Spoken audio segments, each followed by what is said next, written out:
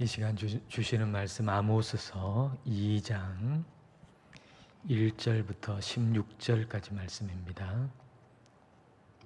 아모스서 2장 1절부터 16절까지 우리 한 절씩 읽겠습니다. 여호와께서 이와 같이 말씀하시되 모압의 서너 가지 죄로 말미암아 내가 그 벌을 돌이키지 아니하리니 이는 그가 에돔 왕의 뼈를 불살라 죄를 만들었음이라. 내가 모압에 불 보내리니 그리옷 궁궐들을 사르리라. 모압이 요란함과 외침과 나팔 소리 중에서 죽을 것이라. 내가 그 중에서 재판장을 멸하며 지도자들을 그와 함께 죽이리라. 여호와께서 말씀하시니라. 여호와께서 이와 같이 말씀하시되 유다의 서너 가지 죄로 말미암아 내가 그 벌을 돌이키지 아니하리니 이는 그들이 여호와의 율법을 멸시하며 그 율례를 지키지 아니하고 그의 조상들이 따라가던 거짓것에 미혹되었음이라. 내가 유다에 불을 보내리니 예루살렘의 궁궐들을 사르리라. 여호와께서 이와 같이 말씀하시되 이스라엘의 서너 가지 죄로 말미암아 내가 그 벌을 돌이키지 아니하리니 이는 그들이 은을 받고 의인을 팔며 신한 켤레를 받고 가난한 자를 팔며 힘없는 자의 머리를 티끌먼지 속에 발로 밟고 연약한 자의 길을 굽게 하며 아버지와 아들이 한 젊은 여인에게 다녀서 내 거룩한 이름을 더럽히며 모든 제단 옆에서 전당 잡은 옷 위에 누우며 그들의 신전에서 벌금으로 얻은 포도주를 마심이니라. 내가 아모리 사람을 그들 앞에서 멸하였나니 그 키는 백향목 높이와 같고 강하기는 상수리 나무 같으나 내가 그 위의 열매와 그 아래의 뿌리를 진멸하였느니라. 내가 너희를 애굽 땅에서 이끌어내어 40년 동안 광야에서 인도하고 아모리 사람의 땅을 너희가 차지하게 하였고 또 너희 아들 중에서 선지자를 너희 청년 중에서 나실인을 일으켰나니 이스라엘 자손들아 과연 그렇지 아니하냐. 이는 여호와의 말씀이니라. 그러나 너희가 나실 사람으로 포도주를 마시게 하며 또 선지자에게 명령하여 예언하지 말라 하였느니라. 보라, 곡식단을 가득히 실은 수레가 흙을 누름같이 내가 너희를 누르리니 빨리 다른 박질하는 자도 도망할 수 없으며 강한 자도 자기 힘을 낼 수 없으며 용사도 자기 목숨을 구할 수 없으며 활을 가진 자도 설 수 없으며 발이 빠른 자도 피할 수 없으며 말 타는 자도 자기 목숨을 구할 수 없고 용사 가운데 그 마음이 굳센 자도 그날에는 벌거벗고 도망하리라. 여호와의 말씀이니라. 아멘. 하나님께서 아모스를 통해 가지고 북이스라엘의 주변국에 대한 심판의 말씀을 선포를 하십니다. 모압이나 암몬이나 또는 다메섹 같이 그 주변에 있는 민족이나 아니면 그 민족의 어떤 도시를 일컬으시면서 아무 것은 서너 가지 죄로 말미암아서 내가 그 벌을 돌이키지 않는다. 이런 말씀을 계속 반복해서 하시는 거예요. 근데 북이스라엘 사람들이 이걸 들을 때 마음속에 수긍했을 거예요. 맞아. 우리 주변에 있는 민족들 우리 대단히 괴롭혔잖아. 그 민족들 벌 받아야 돼. 우리한테 그렇게 괴로움을 많이 줬으니까 그 민족들은 벌 받는 게 맞아. 막 그렇게 생각했을 겁니다. 그리고서 유다에 대해서 남유다에 대해서도 똑같이 서너 가지 죄에 대해서 내가 그 벌을 돌이키지 않는다라는 말씀으로 또 심판을 선언하시거든요. 그럴 때 이제 북이스라엘 사람들은 같은 민족이지만 그러나 라이벌 관계에 있으니까 라이벌 관계에 있는 어떤 사람이 좀 잘못된다 그러면 어떤 묘한 쾌감이 있는 것처럼 북이스라엘 사람들은 아마 그런 마음이 생겼을지도 모르겠습니다. 근데 다른 사람 얘기할 때, 다른 민족 얘기할 때는 괜찮았지만은 그게 똑같이 자기 자신에게 이제 선포되는 거예요. 북이스라엘에 대해서도 그 서너 가지 죄, 서너 가지 죄라고 하는 게 뭐 세 가지나 네 가지쯤 되는 죄가 아니고 켜켜이 쌓여 있는 죄를 의미하는 거죠. 그런 죄가 북이스라엘에 있다라고 이제 심판을 이제 선언을 하는 걸 듣게 되는 겁니다. 자, 6절부터 8절까지 말씀 보겠습니다. 여호와께서 이와 같이 말씀하시되 이스라엘의 서너 가지 죄로 말미암아 내가 그 벌을 돌이키지 아니하리니 이는 그들이 은을 받고 의인을 팔며 신 한 켤레를 받고 가난한 자를 팔며 힘 없는 자의 머리를 티끌먼지 속에 발로 밟고 연약한 자의 길을 굽게 하며 아버지와 아들이 한 젊은 여인에게 다녀서 내 거룩한 이름을 더럽히며 모든 제단 옆에서 전당 잡은 옷 위에 누우며 그들의 신전에서 벌금으로 얻은 포도주를 마심이니라. 북이스라엘도 예외가 아니에요. 북이스라엘은 하나님을 섬기는 민족으로 살아야 되는데 그렇지 못하고 지금 돈을 섬기는 민족이 돼 있어요. 그래서 물질 만능주의가 그냥 팽배한 그런 사회예요. 그래서 은을 얻기 위해서라면 뭐 의인도 팔아넘기고 뭐 신 한 켤레 값 얻기 위해서 가난한 사람도 팔아넘기고, 그러니까 돈이 되면 뭐든 하는 거예요. 돈이 된다 그러면 모든 걸 하는 그런 사회. 그러니까 어떤 사람에 대한 사랑과 배려를 잃어버린 사회가 되어버린 거죠. 출애굽기 22장 말씀에 보면은 전당 잡은 옷은 해가 지기 전에 돌려주라고 말씀하시거든요. 왜냐하면 그 당시에 이 겉옷이라고 하는 것은 이불의 역할도 했기 때문에 해가 지기 전에 돌려줘야 그 사람이 그 겉옷을 덮고 잘 거 아닙니까? 근데 그렇지 않고 전당 잡은 그 겉옷을 돌려주질 아니하고 그걸 깔고 있는 거예요. 그러니까 뭐 이 사람에 대한 배려나 생각이 전혀 없이 오직 그냥 물질, 돈 이것만 생각하는 사회가 되어버리고 말았던 겁니다. 그리고 가난한 사람한테 과도한 벌금을 내려가지고, 그래서 이 과도한 벌금을 받아서는 그걸 가지고 술을 사 먹는 일이 생기고, 그리고 아버지와 아들이 하나님 섬기는 게 아니고 이제 우상 섬기는 신전에 가가지고 그 안에서 난잡하게 이루어지는 어떤 성적인 그 일, 그걸 아버지와 아들이 같이 행하는. 그러니까 뭐 이 북이스라엘이 하나님 백성이라고 말할 수 없을 정도로 그 백성들이 지금 타락해 버린 겁니다. 이스라엘이 하나님 백성인데 다른 하나님 알지 못하는 다른 사람들보다 더 나은 게 없는 거예요. 종교적인 차원에서뿐만 아니고 어떤 도덕적이나 윤리적인 차원에서도 조금 더 나은 것이 없는 그런 모습을 보이고 있는 거죠. 근데 하나님께서 베푸신 은혜를 생각한다 그러면 오히려 다른 민족보다 더 못하다고 얘기할 수밖에 없을 겁니다. 자, 10절과 11절을 보십시다. 내가 너희를 애굽 땅에서 이끌어내어 40년 동안 광야에서 인도하고 아모리 사람의 땅을 너희가 차지하게 하였고 또 너희 아들 중에서 선지자를 너희 청년 중에서 나실인을 일으켰나니 이스라엘 자손들아 과연 그렇지 아니하냐. 이는 여호와의 말씀이니라.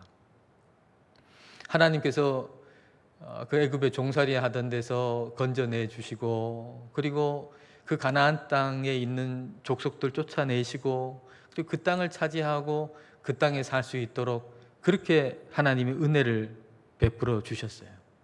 그리고 계속해서 너희 세대뿐만 아니고 그 다음 세대에도 역시 하나님 잘 섬기는 거룩한 백성 되라고 그 아들들 중에서 선지자를 세우고 또 젊은이들 중에서 나실인을 세웠다는 거예요. 나실인은 여러분 아시다시피 머리카락을 자르지 아니하고 또 술을 마시지 않잖아요. 그러니까 뭐 머리 끝에서 발끝까지 그리고 뭐 먹는 모든 것까지 구분된 삶을 살아가는 거룩한 사람이죠. 그런 선지자들과 나시린을 보면서 모델로 삼고 다른 민족과는 구분된, 세상 사람들과는 구분된 거룩한 삶을 살아가게 하셨는데, 근데 어떻게 하는가? 12절을 여러분 보십시오.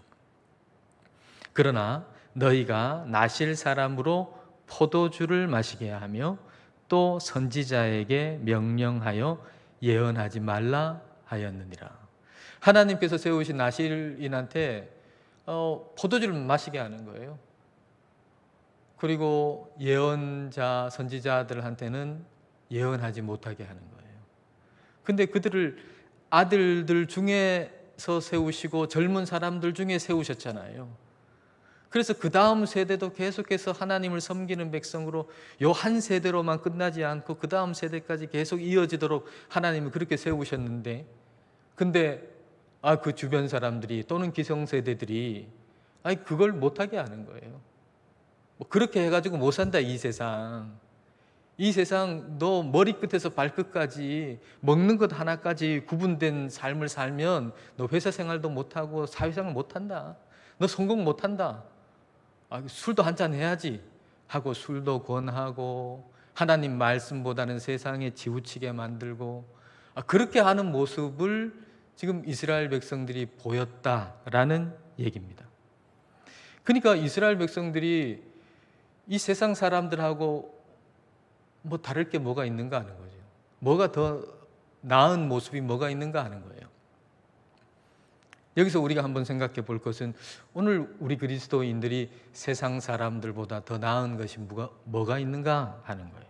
뭐가 더 나은가? 우리가 세상 사람들보다 어떤 윤리적인 측면에서, 도덕적인 측면에서 더 나을 수가 있을까 하는 거죠. 더 나을 수가 있을까? 여러분 한번 생각해 보세요. 하나님이 저와 여러분을 선택하셨어요. 하나님께서 이 세상 가운데서 사람을 선택하셔가지고 그래서 그 사람들의 모임이 교회 공동체잖아요. 근데 하나님께서 세상 사람들 중에 이 사람 정말 착하고 도덕적으로 탁월하고 그래서 하나님이 선택하시는 게 아니에요. 세상 사람들보다 훨씬 못한데 하나님은 선택하세요. 은혜를 베풀어 주셔서. 그런 사람들이 모인 공동체가 교회 공동체예요. 그러니까 우리 안에 있는 것으로, 내가 가지고 있는 것으로는 세상보다 더 나을 수가 없다는 얘기죠. 내가 가지고 있는 것으로는 세상 사람들보다 뭐 윤리적으로나 도덕적으로나 더 탁월할 수가 없다는 얘기예요. 그러면 교회는 어떻게 이 세상보다 더 나을 수 있고 그래서 이 세상을 이끌어가는 교회 공동체가 될 수가 있을까요? 거룩한 삶의 시작이 어디인가 하는 것이 우리에게 분명해야 돼요. 거룩한 삶의 시작이 어디 있는가? 무엇으로부터 거룩한 삶은 시작되는가? 이게 우리에게 분명해야 돼요. 그런데 우리는 종종 착각하기를 거룩한 삶이라고 하는 것의 시작이 어떤 윤리적인 삶, 도덕적인 삶, 그거로 시작된다고 생각해요. 또 그게 거의 전부라고 생각하는 경향이 있어요. 착한 일을 하고 또 규범을 지키고 뭐 이런 것들. 근데 그게 전부가 아니에요. 물론 그래야 되겠죠. 물론 우리는 하나님의 부르심을 받은 사람으로서 그런 윤리적이고 도덕적인 면에서 철저함이 있어야 돼요. 나라에서 정한 법을 잘 지켜야 되겠고, 뭐 함부로 침을 뱉는다거나 뭐 교통 신호를 어긴다거나 그런 일은 없어야 될 겁니다.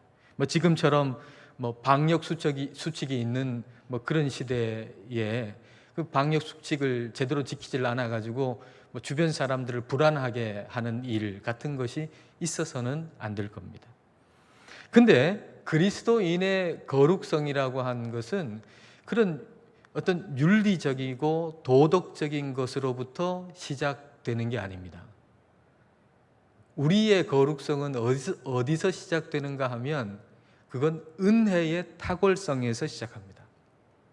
이걸 우리가 잊어버려서는 안 돼요. 그리스도인의 탁월성은 어디서 시작되는가? 은혜의 탁월성에서 시작돼요. 은혜의 탁월성. 하나님께서 우리에게 베풀어 주신 은혜의 탁월성. 하나님이 우리에게 베풀어 주신 은혜의 탁월성이라고 하는 것은 도무지 우리가 받아들일 수가 없을 만큼 탁월하고 큰 게 하나님의 은혜예요. 뭐 적당히 해가지고 우리도 이해할 만한 그런 은혜가 아니라 도무지 우리로서는 받아들일 수 없는, 그게 하나님의 은혜이고 그게 하나님의 은혜의 탁월성이에요. 그래서 성경을 읽을 때 하나님의 은혜에 해당하는 부분은 도저히 우리가 이해가 안 되는 부분이죠. 받아들일 수가 없는 부분들이죠. 예를 들면 고린도후서 5장 17절 같은 경우예요. 고린도후서 5장 17절을 한번 보실까요? 고린도후서 5장 17절. 그런즉 누구든지 그리스도 안에 있으면 새로운 피조물이라. 이전 것은 지나갔으니 보라 새 것이 되었도다. 그리스도 안에 있으면 새로운 피조물이래요. 이거 받아들이기가 참 힘들잖아요. 우리가 우리 자신을 볼 때 내가 새로운 피조물이다, 이걸 받아들이기가 참 힘들어요. 그만큼 하나님이 우리에게 그리스도 안에서 베푸신 은혜가 너무나도 크고 너무나도 탁월하다는 얘기죠. 우리가 받아들이기가 힘들 만큼 그 은혜는 크고 탁월한 거예요. 근데 거룩한 삶은 어디서 시작되는가 하면 바로 이 은혜에서 시작되고 이 은혜를 받아들이고 믿는 믿음에서 출발하는 거예요. 그러니까 나는 그리스도 안에서 새로운 피조물이라고 하는 걸 내가 받아들이고 믿을 때 우리는 도덕적으로나 윤리적으로 탁월한 삶이 가능해지는 거예요. 내가 새로운 피조물이다. 그러니까 이전에 예자아가 아닌 거예요. 그러니까 더 이상 그렇게 살 수가 없는 거죠. 그래서 이 은혜를 우리가 받고 받아들이고 믿을 때 그때 우리는 탁월한 삶이 가능해지는 것입니다. 그러니까 하나님께서 베푸신 은혜, 그리고 그것을 받아들이고 믿는 믿음, 이 두 가지가 거룩한 삶의 두 가지 기둥이에요. 하나님의 은혜, 그리고 그 하나님의 은혜를 받아들이고 믿는 믿음. 은혜와 믿음, 이 두 가지가 우리로 하여금 거룩한 삶, 탁월한 삶을 살아갈 수 있도록 하는 두 가지 기둥이 되는 겁니다. 믿음이라고 하는 것을 정의해 볼 때 이렇게 정의해 놓은 게 마음에 와닿는 것이 하나 있었어요. 그 믿음의 정의가 이렇게 정의해 놨는데, 믿음이라고 하는 것은 하나님이 나를 믿어주시는 것을 믿는 것이다. 하나님이 나를 믿어주신다고 하는 것을 믿는 게 믿음이다 라고 하는 거예요. 여러분, 하나님이 나를 믿어주신다라고 하는 걸 믿는 게 얼마나 어려운 일입니까? 하나님이 나를 믿어주신다. 가만히 보면은 나를 못 믿을 것 같은데, 근데 하나님이 나를 믿어주신다는 거예요. 그리스도 안에서 너는 새로운 피조물이야 라고 하나님이 나를 믿어주신다는 거예요. 그걸 받아들이는 것이 믿음이라는 거죠. 하나님이 그리스도 안에서 너는 새로운 피조물이다 라고 믿어주시는 것을 받아들이고 믿는 게 그게 바로 믿음이에요. 근데 그걸 못 믿으면, 내가 그리스도 안에서 새로운 피조물이라고 하는 걸 못 믿으면 그러면 예자로 계속 살아갈 수밖에 없잖아요. 나는 예수님 믿는다라고 하면서도 하나님이 나를 그리스도 안에서 새로운 피조물이라고 하시는 걸 믿지를 못하면 계속해서 예자로 살아갈 수밖에 없어요. 그렇게 되면 우리는 예수님을 믿는다라고 하면서도 전혀 도덕적으로나 윤리적으로나 다른 세상 사람들보다 탁월한 게 있을 수가 없는 거죠. 세상 사람들하고 똑같이 사는 거죠. 오히려 못하게 살아갈 수도 있을 수밖에 없는 것입니다. 결국 교회 공동체의 근본적인 죄는 뭐냐면 하나님의 은혜를 받아들이지 못하는 거예요. 우리의 근본적인 죄, 예수님을 믿는 그리스도인의 죄는 뭔가 하면 하나님의 은혜를 받아들이지 못하는 거예요. 하나님의 은혜를 받아들이질 못하니까, 그러니까 예자로 계속 살면서 그 위에 계속 죄가 쌓일 수밖에 없잖아요. 그래서 북이스라엘도 하나님의 백성임에도 불구하고 하나님의 은혜를 받았는데 그 은혜를 받아들이고 믿질 못하니까, 그러니까 그 위에 계속 죄가 쌓여가지고 서너 가지 죄로 말미암아서 심판을 받을 수밖에 없는 그런 처지에 임하게 되는 거죠. 그래서 이걸 아모스를 통해 가지고 심판이 반드시 있다고 하는 거, 그 심판을 피할 수 없다라고 하는 걸 아모스를 통해서 가르쳐 주시는 겁니다. 자, 13절부터 16절까지를 보겠습니다. 보라, 곡식단을 가득히 실은 수레가 흙을 누름같이 내가 너희를 누르리니. 심판하신다는 거죠. 14절입니다.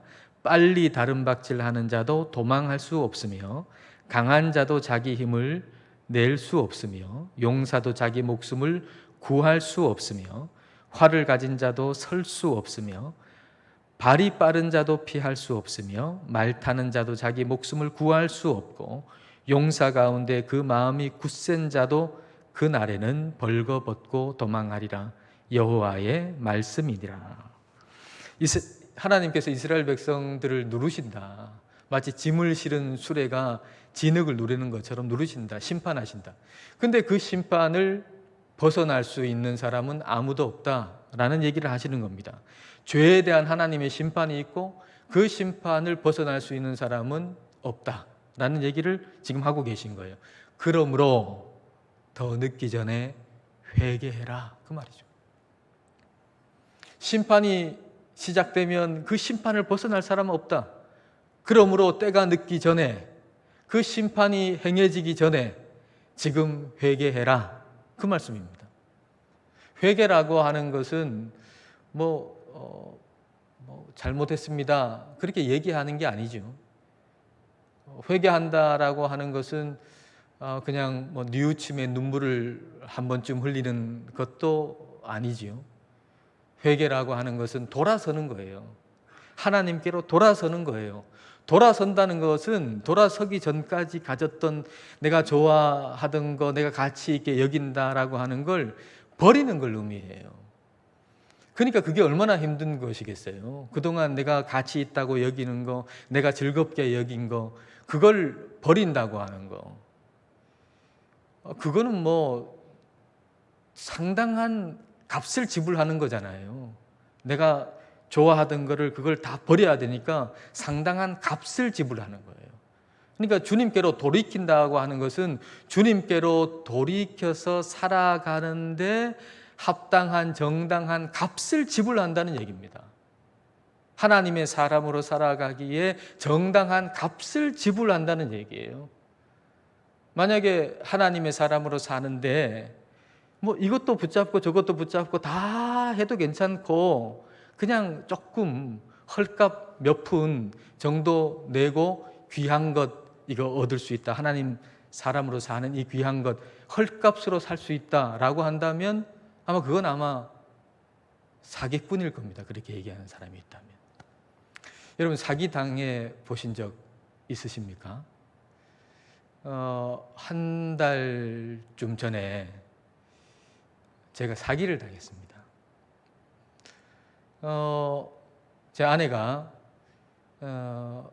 그 요즘에 나오는 그 청소기 있잖아요. 무선 청소기. 그걸 사고 싶어 했는데 몇 달 동안. 근데 값이 좀 비싸가지고 생각만 하고 사지를 못했어요. 근데 중고품을 파는 그런 사이트에 그게 중고이긴 하지만 거의 새 건데 아주 싼 값에 나왔다는 거예요. 그래서 사면 어떻게 되냐는 거예요. 그래서 사라고, 그렇게 싸게 나왔는데 사라고 그랬어요. 그래서 이제 그걸 사려고 이제 시도를 한 거죠. 그랬더니 그 상대편에서 안전거래를 하자는 거예요. 안전거래라고 하는 걸 철석같이 믿고 안전거래니까 안전하겠지. 한 번도 해본 적이 없어요. 근데 자기들이 이렇게 하는 대로 하면 된대요. 그래서 그 값을 지불했어요. 입금을 시켰어요. 근데 그 파는 사람이 뭐가 잘못돼가지고 결제가 안 됐으니까 그 금액을 다시 한 번 더 입금하라는 겁니다. 그러면 자동적으로 첫 번째 입금한 건 다시 돌려준대요. 그래서 그걸 믿고 또 입금을 했어요. 그런데 그 다음에 또 얘기하기를 뭐가 잘못돼가지고 그만큼을 또 입금하면은 앞에 걸 다시 돌려준대요. 그때 이거 좀 뭔가 이상하다. 그런 생각을 하고 검색을 해봤더니만 똑같은 방식으로 사기를 당한 사람들의 이야기가 쭉 있더라고요. 이거 사기 당했구나. 그 다음에 어떻게 조치할 방법이 없는 거예요. 그냥 그 자리에서 사기를 당하고 참 황당하더라고요. 그리고 자책도 했어요. 이렇게 어리석은가? 우리가 이렇게 어리석은가? 처음 당해본 사기였기 때문에 이렇게 순진하고 이렇게 어리석구나 하는 생각을 하면서 그날 그 일을 통해서 배운 교훈 하나를 그 컴퓨터 앞에다가 이렇게 적어서 붙여놨어요. 그게 뭔가 하면 정당한 값을 지불하자 이거예요. 좀 꽤 비싼 수업료를 내고 배운 교훈이 정당한 값을 지불하자. 그 수법이 아무리 교묘하더라도 제 마음속에 싸게 뭔가를 사려고 하는 욕심이 없었다면 안 속았을 거예요. 근데 좀 싸게 뭔가를 구입하고자 하는 마음이 있으니까 속아버린 거잖아요. 정당한 값을 지불하려고 하는 마음이 있었으면 안 속았을 거예요. 그래서 정당한 값을 지불하자 이렇게 적어놨어요. 그리고서 마음속에 드는 생각은 뭔가 하면 하나님이 우리를 선택하시고 부르신 은혜를, 이 큰 은혜를 베풀어 주셨는데 그 은혜를 받고 그 은혜에 합당한 거룩한 삶을 사는데 나는 정당한 값을 지불하고 있는가? 이런 생각이 들더라고요. 그 은혜를 값을 주고 정당한 값을 주고 사자는 얘기가 아니에요. 그럴 수 없잖아요. 은혜는 말 그대로 은혜니까 우리가 살 수 있는 게 아니에요. 은혜는 거저 주시는 거죠. 너무나 값이 비싸기 때문에 이거는 살 수 있는 게 아니에요. 거저 하나님이 주시는 거예요. 근데 그 은혜를 받은 자에게 그 은혜에 합당한 거룩한 삶은 있어요. 그 거룩한 삶을 살기 위해서 지불해야 할 값은 있다고요. 예수님이 우리를 부르시는 건 그건 은혜지요. 근데 부르심을 받은 우리가 주님을 따라서 살아가는 것에 대한 정당한 값을 지불해야 되는데 그 값이 뭔가 하면 우리 주님이 나를 따라오려거든 자기 십자가를 지라고 하셨거든요. 예수님이 우리를 부르신 거, 우리가 부르심 받은 건 은혜로 받은 것이지만 근데 그 은혜를 받아서 그 은혜에 합당한 주님을 따르는 삶을 살 때에 정당한 값을 지불해야 되는데 그 값은 자기 십자가를 지는 거예요. 내가 죽는 거죠. 다시 말하면 내 전부를 드리는 거예요. 내 전부를 드리는 거예요. 근데 오늘 우리는 너무 헐값에 그리스도인으로 살려고 하는 거예요. 너무 헐값에. 그러다 보니 이 세상 사람들에게 비치는 우리가 받은 값비싼 은혜가 되어버렸어요. 우리가 그 귀한 은혜를 거저 받아가지고 그 은혜에 합당한 거룩한 삶을 살아가기 위해서 정당한 값을 지불하고 살면 그러면 세상 사람들에게 은혜라고 하는 것은 거저 받는 것이지만 저게 헐값이 아니라 정말로 귀한 것이다 라고 여길 텐데 우리가 그렇지 못해가지고 그리스도인으로 살아가는 삶을 그냥 헐값을 주고 사는 그런 모습이어서 세상 사람들에게 은혜를 그냥 값싼 은혜로 만들어 버렸어요. 값싼 은혜로. 이스라엘 백성들이 지금 그런 거예요. 이스라엘 백성들이 세상 사람들이 살아가는 삶 그대로 다 살아요. 세상 사람들이 좋아하는 거 같이 좋아하고 추구하는 거 같이 추구하고 그들이 섬기는 거 자기도 섬기고 그들이 물질을 좋아하니까 똑같이 물질 좋아하고 물질 만능주의가 돼가지고 그냥 그렇게 살아가는 거예요. 아무것도 포기하지 않는 거죠. 은혜를 그렇게 받았는데, 근데 그 은혜에 합당한 거룩한 삶을 살기 위해서 아무것도 지불하지 않는 거예요. 아무것도 포기하지 않고 아무것도 내려놓지 않는 거예요. 우리가 이렇게 되지 않도록 우리가 회개해야 한다는 겁니다. 회개는 단순한 뉘우침이 아니고 돌이키는 삶, 돌이키는 삶에 합당한 값을 지불하는 삶이에요. 정당한 값은 뭔가? 우리의 전부를 드리는 거죠. 우리의 전부를 주님 앞에 드려야, 그래야 우리가 하나님의 자녀답게 살아갈 수가 있는 겁니다. 정당한 값을 지불할 마음이 없으면 사기당합니다.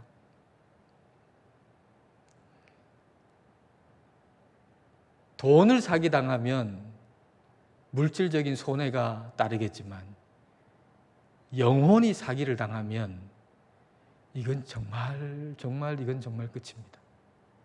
영원한 심판을 받을 수밖에 없습니다. 영혼이 사기를 당하면 그냥 헐값에 그리스도인으로 살 수 있어. 네가 좋아하는 거, 세상 사람들이 사는 것과 똑같이 그렇게 살면서, 그러나 너는 그리스도인일 수 있어 라고 하는 이 사기꾼, 사탄의 사기꾼, 이 사기꾼의 사기에 속으면, 교회 일주일에 한 번씩 다니고, 요즘에 영상 예배는 더 편해졌으니까 영상 예배 집에서 편하게 한 번쯤 설교 듣고 일주일에 한 번 정도 설교 들으면, 그러면 나는 천국 간다. 이렇게 속고 살면 안 된다는 얘기예요. 그렇게 해가지고 천국 간다고 생각했는데 눈 감았다가 눈 떠보니까 천국이 아니라 그러면 얼마나 황당하고 얼마나 억울하겠어요. 여러분, 돈을 사기당하면 그것도 억울한 일인데, 그건 금전적으로 손해를 보는 것이지만 영적으로 사기를 당하면 영혼을 그냥 사기당하는 거예요. 영원한 심판이 있는 거예요. 사기당하면 안 돼요. 사기꾼이 주변에 많아요. 우리 영혼을 사기치려고 하는 사기꾼이, 마귀들이 우는 사자같이 있어요. 그러므로 우리의 마음속에 정당한 값을 지불할 마음이 항상 있어야 돼요. 하나님의 사람으로 살기 위해서, 거룩한 삶을 살기 위해서, 큰 은혜를 받은 사람으로서 거룩한 삶을 살기 위해 항상 정당한 값을 지불할 마음을 가지고 있어야 돼요.